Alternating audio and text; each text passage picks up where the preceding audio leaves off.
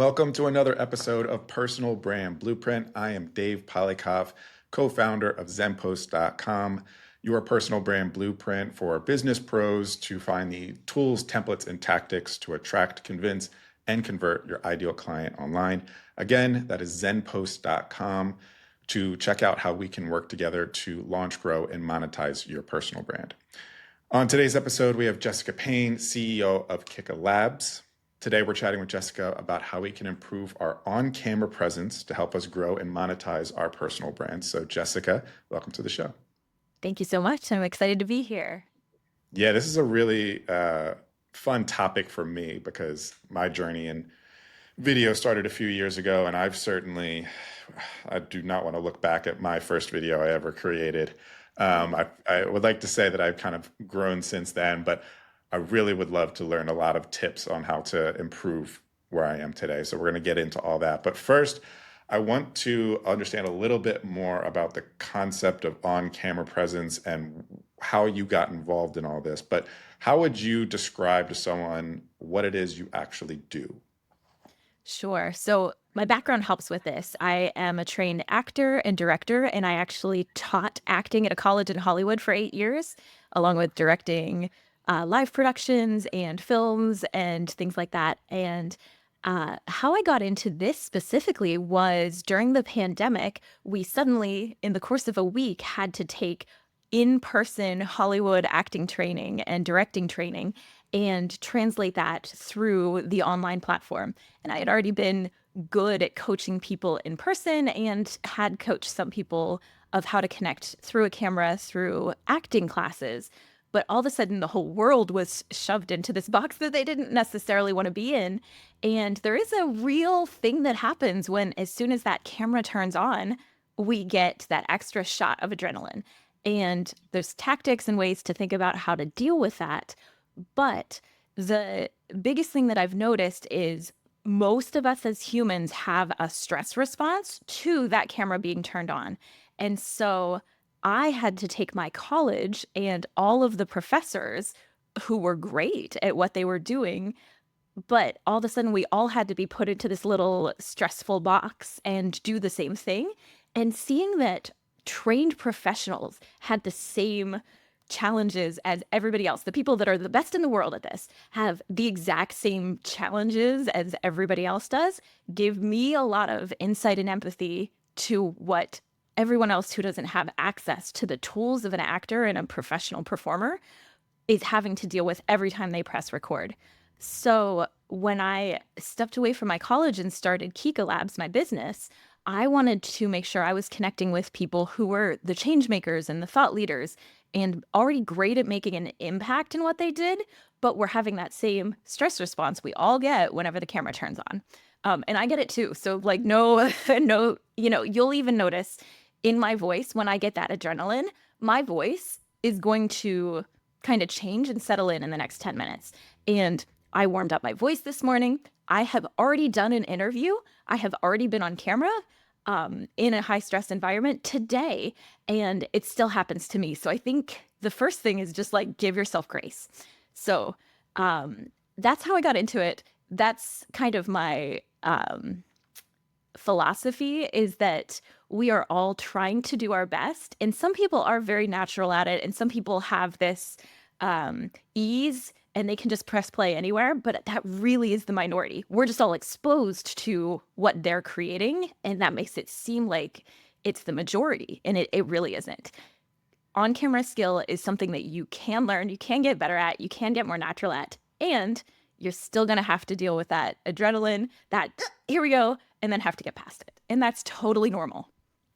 And who's the ideal client for you? I know you mentioned even people in like Hollywood can even use this, even though they're on camera all the time. But now, in the world of personal branding and things like Yeah. that, are you taking on other types of clients that are more so starting to be on camera in that regard? Yeah, I have a real passion for coaches and CEOs and people who are business owners themselves. So people with a personal brand, actually, like your audience is sweet spot, because they're people that are exactly passionate about what they're doing, good at what they're doing, but have this hurdle of, and now I have to add video. And it really is so important to what you're doing and to getting your voice and your message out into the world. Um, but I think because when we're a business owner, we have such a history of just, okay, I'm going to just like put this on my to do list, figure out how to do it, learn it, crush it, get better at it, and move on. And this is so out of most people's comfort zone that it feels like this just looming to do list item that we can never succeed at. So I love to work with people who are good at what they do, passionate about it, but have that hurdle and are getting stuck and just need somebody to hold their hand and get past those first steps. Or have been doing it for a while and still have some kind of frustrations or challenges, or I know this could be better, but I don't know how. And then we can do an audit of your social media or whatever videos you're producing and look for those points of improvement. Speaking of points of improvement, what Yeah. typically are the mistakes or things that you can quickly point out to someone when they're coming to you as a client and you're kind of evaluating for the first time that you go, all right, we got to cut this out right away? Sure. So, some quick wins I like to think about are just the visual that you're presenting and how you can adjust that with what you look like or what your tech looks like. So, the easiest way to think about it is what is going on with me and what is going on with my setup. And so, very quick things you can do are literally what is my background and what's in my little box. And do I like that? If not, move. A lot of times people will put a light behind them or a window behind them because it looks pretty. But then if you think about it, it's kind of like if somebody walked in front of car headlights at night, you see their shadow, but you don't see their face. That's what's happening. And so what we need to do is get the light coming at you from the front to the side, and it'll be the most flattering. And things like a lot of people will wear hats like you wear. And what happens is you get this big shadow on your forehead. As long as you have light in your eyes, I still see a sparkle in your eyes, so you're fine. If I wanted to up level it even more, I would just bring in an additional light. So like I have a little tiny light here that's like a little LED light, and I would stick that on a monitor or somewhere, just like clip light or something, so you get a little additional light underneath that brim of the hat so that you get that sparkle in your eyes. Why is it important for us personal branders to ensure that we're coming on camera and our best selves and our most authentic selves? That's really how I like to think about it. So I'm glad you asked that way.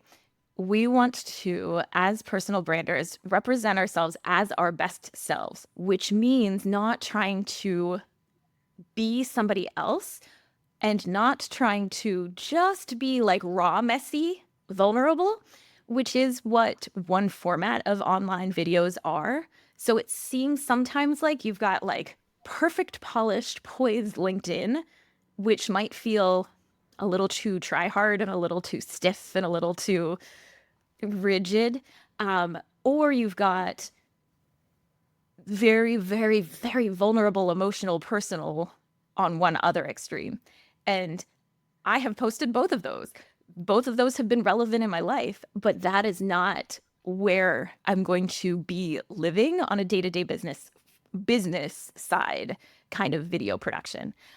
It's important that we are representing ourselves how we want to be represented, because this is not like we're not representing Coca-Cola or some huge giant business that has brand recognition and people know what it is and they know what they think about it and they know what it like is an experience.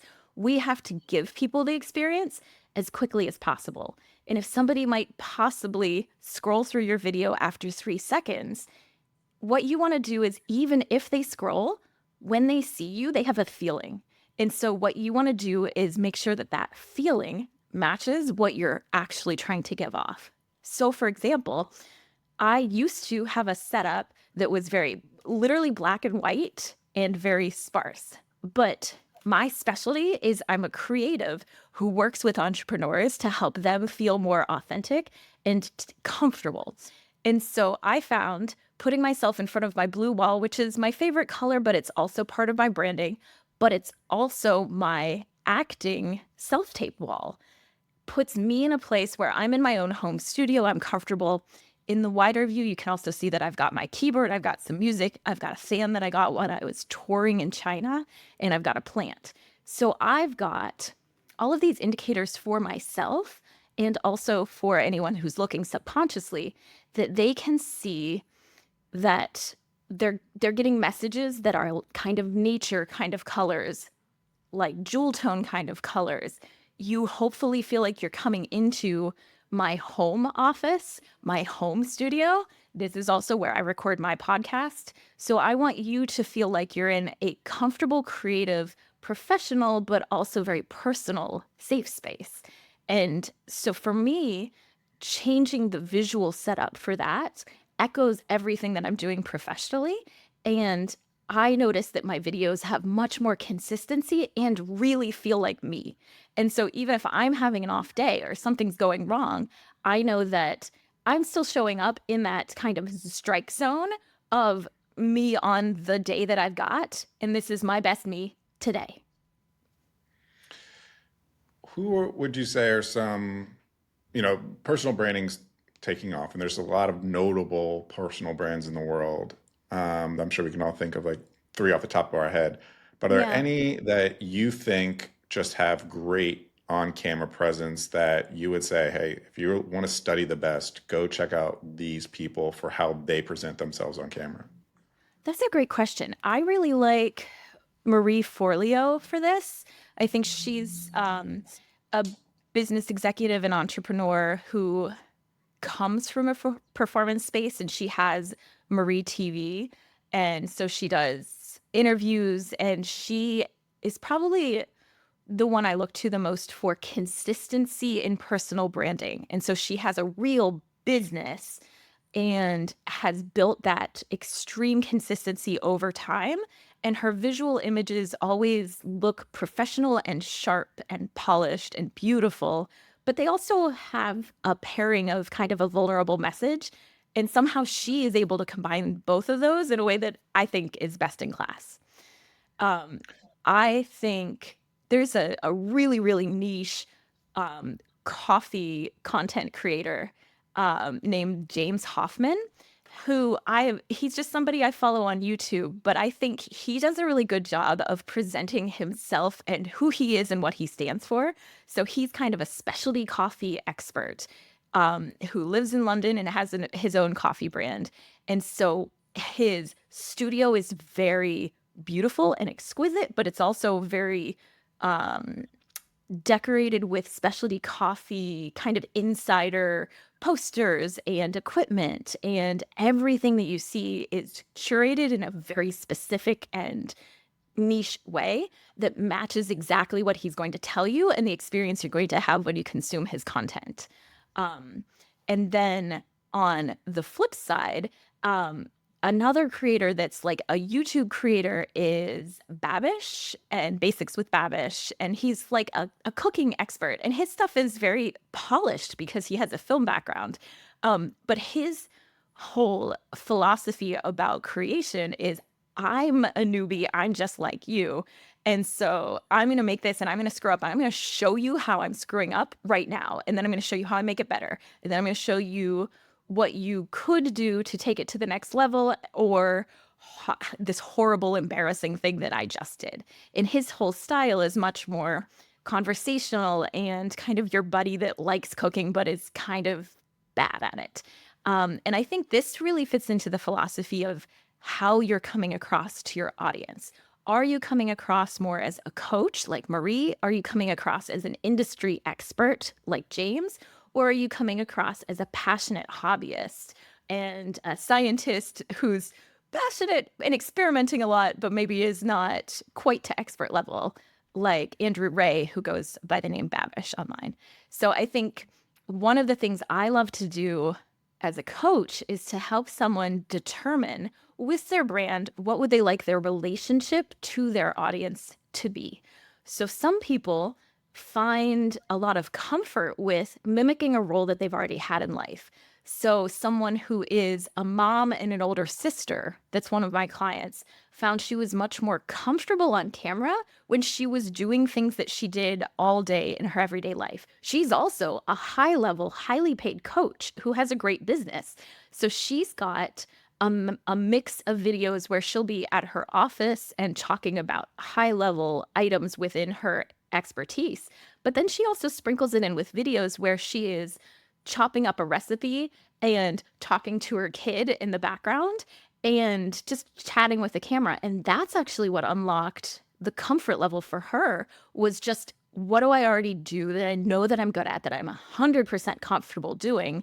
How can I first do that on camera and then layer in uh, kind of the levels of how is going to be harder. So she started off, and this is something I would recommend trying if somebody's not comfortable on camera. She actually started off by just doing videos that were silent of her doing something. So she was preparing a smoothie recipe, or she was reading something in her journal, or she was out doing water sports. And then she would narrate over top of that, because then that gave her the comfort and the skills to be on camera, but not have to talk at the same time and figure out the audio and still get her message across. And once she got comfortable with all of those steps, then she just blossomed and was able to really quickly come up with whole video series that were completely straight to camera, or she had long different sections that she broke up into, here's 10 tips, and we broke it down into 10 different videos, and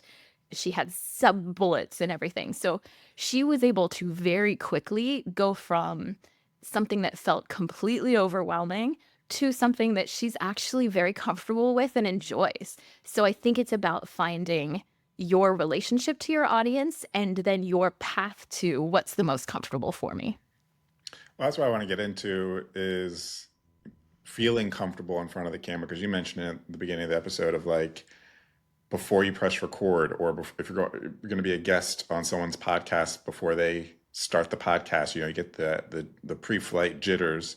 Yeah. Um, for those who want to record their own content, Mhm.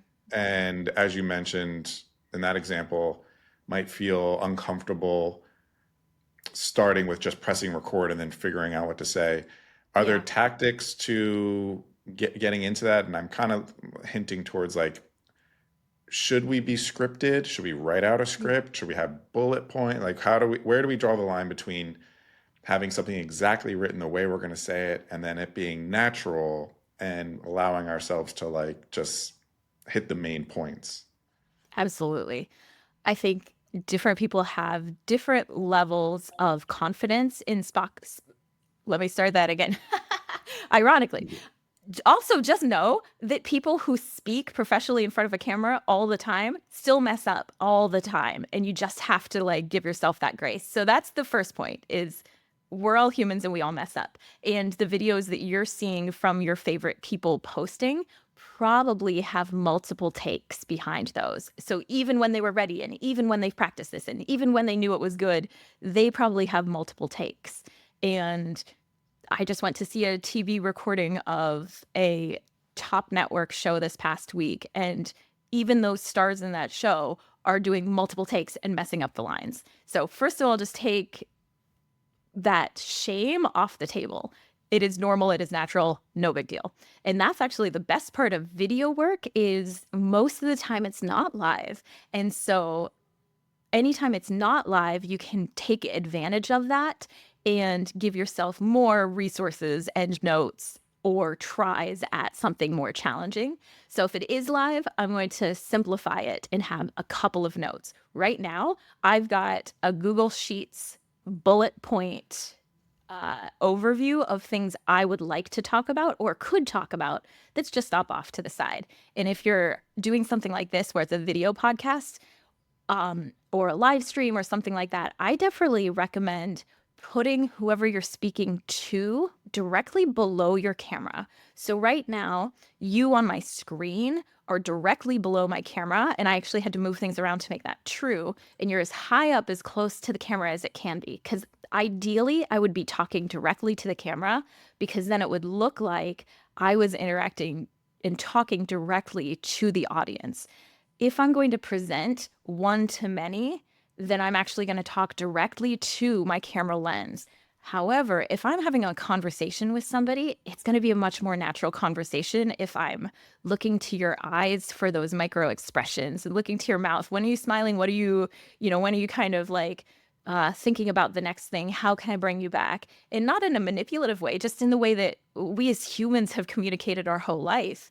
We look for and need those cues. So it's actually, for most people, that's one of the reasons talking to a camera is so off-putting, because we suddenly are talking to a wall that's blinking and recording us, and we don't have that back and forth. So comfort-wise, talking to a person, or if I'm talking to the camera because I'm talking, especially if I'm doing a phone recording or a one-to-many kind of presentation, I'm not talking to the camera. I'm talking to the person on the other side of the camera. And I'm just going to record it and test it and see, does it look better if I look right here? Does it look better if I look through the camera farther and imagine them there? And then from the notes side, you're going to have to decide for each person and kind of each situation, which is the best to do. For a video that's under 30 seconds, I never have notes. For a long conversation like this that is live, I always have bullet points, just so if you have that moment of like, oh my God, my mind just blanked. I was thinking about this and then it's gone. That happens. And that happens if you're stressed, and it's fine, but it happens. And so I have found if I have that bullet points notes up, it doesn't happen actually, because it's there. I know that I have kind of the net under me. And so I'm more willing to do a riskier move because I've got that safety net. And if you're doing something very long and complicated, then you can look into having a more long and complicated match for your system. So I created a digital course called the On Camera Academy, and I've made multiple digital courses.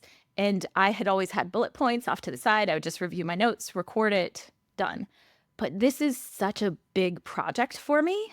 And I was so passionate about getting the material right that I wanted to make sure I had everything scripted in a way that I could look at the script anytime I needed to, and I had all of the details there. So I actually got a teleprompter for that and used my mirrorless camera. You can also use a phone with a teleprompter, and you can also I have a client who uses a teleprompter app on her computer while she's doing her live events and podcast recordings and video presentations and workshops. So I would say the 3 levels of notes are no notes, and you just think about it. What are my top 3 points? So it's basically like mental bullet points. Notes, where you break things up into sections and have the type bigger than you think you should need it, just so that you're not then, oh, where's my tab? Wait, what was this? Where is that? Less notes, but just things that can either have tough phrases or words that you really want to hit and get right, or broken up into sections so you can remember how you want to organize your thoughts to prompt that. And then teleprompter, which is what a professional is going to use if they need to be getting a lot of details correct, or if they have too much to remember that you can hold in your prefrontal cortex at a time. I use a teleprompter so that I can have your face where the camera is. So going back to your point about making eye contact or just being able to look directly at the person you're talking to without kind of having to like look away too much. It's beautiful, Yeah, and it's really effective because then I'm looking at your eyes whenever I'm right. recording. So I think that's a wonderful setup, definitely.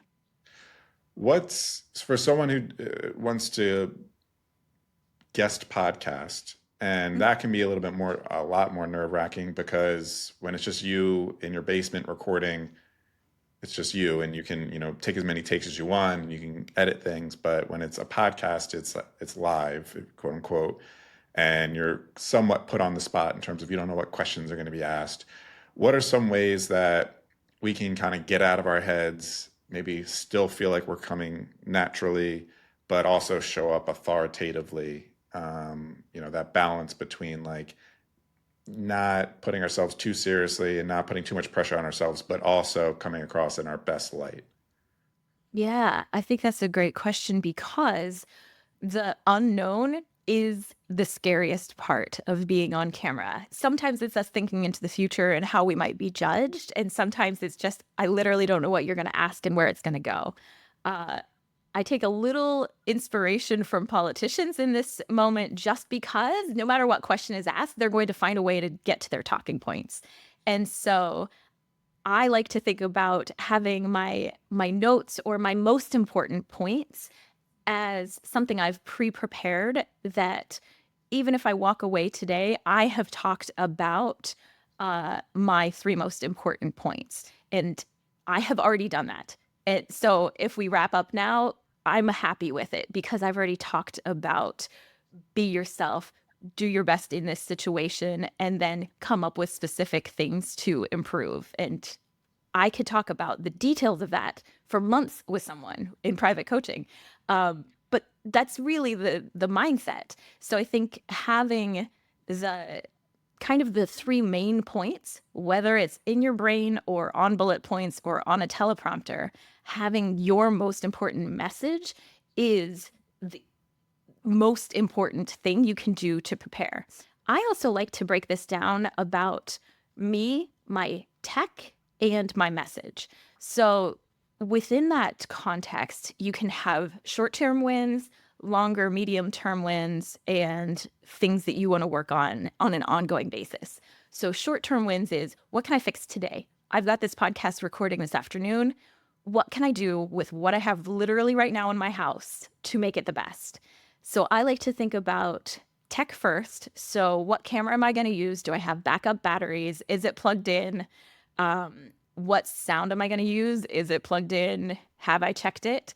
And I love to have backup on hand for all of those things. So I had just done a recording. Literally 20 minutes before this, I was doing an interview with someone. And between that and now, my camera stopped working. And so luckily, I gave myself that 10 minutes beforehand to just double check all of my tech, even though I had just done it. And somewhere my battery died and I have a battery backup, but somehow I don't even know what happened. The dongle got moved and got just a little unconnected. And so my camera wasn't working and my battery was dying. And those are things that I've used for years and always work. So I think it's making sure that you've backed it up and checked it. You can also, one of the biggest wins you can do is make sure that you feel like when you look, if you like signed into Zoom and just looked at or FaceTime or whatever it is, what is the camera seeing? And do I feel like I like how I look? And I feel good about how I'm presenting myself in that little box. Because it doesn't matter what's going on in the rest of the room. All you need to control is what's in the frame. And so a lot of times people can have a really easy short-term win by putting that light in front of them, adding a little bit more light, changing their top or changing what wall they are in front of, or moving something out of the screen that's distracting, or bringing something in the screen that makes them feel better or calmer or feels more on brand or in alignment with their brand. I have found a lot of people will feel better about themselves whenever they just change their top and their background. And that, it's just kind of like when you look at a picture of yourself and you're like, oh, I look good, or I got a lot of compliments in that shirt. Change to that shirt. One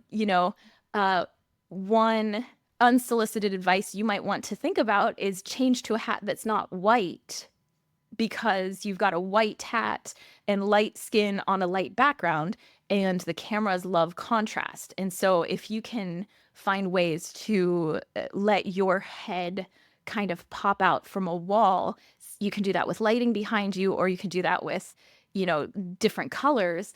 But all of those kind of things can make you instantly look a little bit healthier. And it's never about trying to look a certain way. It's just feeling your best self on camera. So if you want to wear makeup, that's great. If you don't, that's great. But just know that lights will a lot of times wash people out. And so adjusting the lighting so it's a good amount on your face, but not totally washing you out. All of those kind of things, it's weird because it feels like it's very technical things. But as soon as you look at yourself on the camera and you can say, oh, okay, I look like my best version of myself today. This is my, and it might be, this is the best I've got today. But as long as it's the best you've got today, you're going to feel so much more confident. It's just like dressing up for an interview or a date. When you know that you look your best or you feel good and, saucy, you're going to do better. So breaking it down into those 3 points of what's my tech, what's my physical presentation, and what's my message. Those 3 points, you can short term look for what are my wins today. Medium term, think, man, this person's camera that I always have meetings with them and they look so good. I'm going to reach out and see what kind of camera they have. What's their setup? Or you realize like, man, in meetings, I always like have the up the nose shot and the double chin. And I feel like that's not my best angle. You can literally put your laptop on a box and face towards a window instead of have the window behind you, and you're going to look 3,000% better. So there's a lot of fixes you can do. And then just clarifying your message of what am I saying and who am I saying it to? Who is the person I'm talking to? And what is our relationship? Am I an expert to them? Am I a friend to them? Am I a mentor? Am I an older brother or sister? What is a relationship that you want to have and or already comfortable having in your real life? Because then you can step into that very comfortably. And I think the last thing I want to say on this is I work with a lot of clients who have some kind of, whether it's imposter syndrome or shyness or just like, oh God, again, I have to do this thing. Strategy wise, some easy things to think about are how can I make it easier for myself, which a lot of times is take away elements. So take away the sound or take away the length or do something that I am already comfortable with in a space I'm already comfortable with. Then think about your relationship to the person, who you're talking about, and why you're talking to them. And try to transform it from a I'm talking at you into a conversation. It might be a conversation where it's one-sided and the other person is just nodding, but it's still a conversation. And if you can take that mindset from maybe like, I'm selling my place to I'm welcoming you to this business that I've created that I think might really help you, or I have been there before and I'm going to guide you through all of this. That helps so much. And then the very last thing is an actor trick. It's kind of the basis of modern acting, is to think about what is my objective? So what is it that I want? What are the obstacles of me getting there? And then what are the tactics that I am going to use to get there? So for example, if I'm posing as one of my clients now. So if I am, as a business owner, trying to create a bunch of Instagram reels about my business, if I just talk about my business, I'm going to feel really unclear of why I'm talking just because I think I should. But if I say, okay, who do I really want to help? I want to help this audience avatar, or this literal person has benefited from me, and so I'm going to be talking to X person in my head. Or some people benefit from, I'm going to talk to my younger self that needed to hear this. All of those are good options. And then what do I want to do? What's the objective? Do I want to teach them? Do I want to sell to them? A lot of times what people's biggest objective or people's biggest problem is that they just feel like they're selling. And so they don't want to do that and they get the ick factor. Whereas really, most of the time when you're creating videos, you're actually helping somebody. You're informing them. You're giving them encouragement. You're giving them entertainment. And so if you think about my objective is to lighten your day. My objective is to give you one tip that will ease your load. My objective is to connect with you on a person-to-person basis and just get that real spark of talking to another human. my objective is to say, hey, we all screw up. So I'm going to, just erase that burden of shame for you. Those are all objectives I can get behind so much more easily than marketing or selling with no clear, you know, uh, goal specifically. And then you can break out the objectives that you have against that. Then you can break out the challenges that you have. What are the obstacles? Is my obstacle that I feel weird about my double chin? Great, I'm going to move my computer. Is my obstacle that like my sound is funny? Okay, I can't fix that today, but I can buy $100 mic that is going to wildly improve my sound. I'll fix that next week. Is my challenge that I'm a little clearer on what I do, but I'm unclear on what I'm communicating in this moment? Okay, that's going to be something that's a bigger challenge that I need to kind of take stock and get clarity and really work on long term, but I can write out my 3 bullet points. So there's always ways that you can adjust what your objective is, how you're going to deal with the challenges or the obstacles that get in the way, and then try things and experiment. So if you have tried selling in the past and it hasn't worked, then try mentoring and see if that helps. If you have tried entertaining people and you're like, I'm not funny, then try to educate them. Or if you feel like, I'm not an expert, then maybe you can take that more experimental approach and say, hey, I really love what this person's doing. What if I try something like this? And, I experiment with this. So breaking it down into that actor parlance of what do I want? What's my objective? What are the challenges? What are the obstacles? How can I get over those? And what are the tactics? How can I get there? What can I experiment with and change? That is my number one recommendation for people who are just trying to make videos from 0 to 1 and just need to have a framework to think about it. That sounds like a masterclass right there, and kind of going from 0 to 1 with all of that. So if people, that's the taste. Now, if people wanted to actually move forward and get started with you, kind of what's your elevator pitch, and then how do you tell people how they can get started with you? If you are interested in the masterclass version, I would actually recommend my digital course, which is On Camera Academy. All of these are available at my website at kikalabs.com, KIKALABS.com. All the information's there.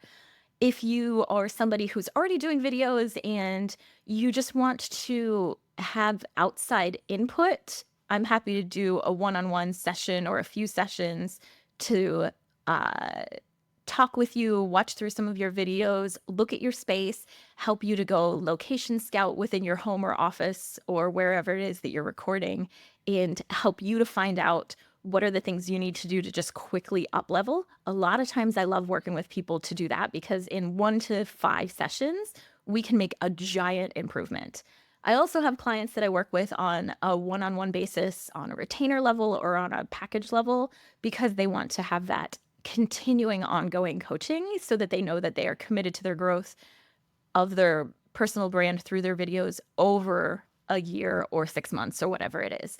And if you're just looking for some like very quick tips of how this could work, I also have a short digital course that's called Level Up Video Interviews that kind of takes these basic ideas and breaks them down. So you could use the original intention was for like a job interview. So if you want to get on Zoom and you have to talk to someone, that was the original intention, but all of it really carries over to podcast interviews or anything that you need to do where you're talking to the camera. But that's a very like small, basic intro kind of course that contrasts with the On Camera Academy is for someone who wants to jump in a deeper, more committed way. So they want to start their own video podcast, but they don't know where to start, what to do.